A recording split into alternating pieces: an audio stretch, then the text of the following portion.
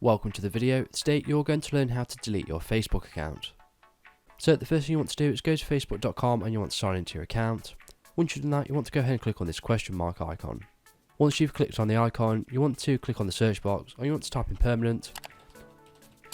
And then you want to go ahead and click on how do I permanently delete my Facebook account. Now once we've done this, we can temporarily delete our account by clicking on this link here. But if you want to permanently delete your account, you want to scroll all the way down to where it says, how do I permanently delete my account? And it's going to give us a step-by-step process here, which we're going to go ahead and do now. So just to the right of the question mark we just clicked on, you want to click on the drop-down menu, and then you want to go ahead and click on settings.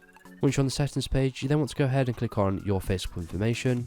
And then once you're on this page, you want to go ahead and click on delete your account and information, and click on view. Now it's going to give us a few options here. Now you can always go ahead and delete your Facebook account but keep the messenger by clicking on deactivate account. But if you want to delete your full Facebook account, you want to go ahead and click on delete account here.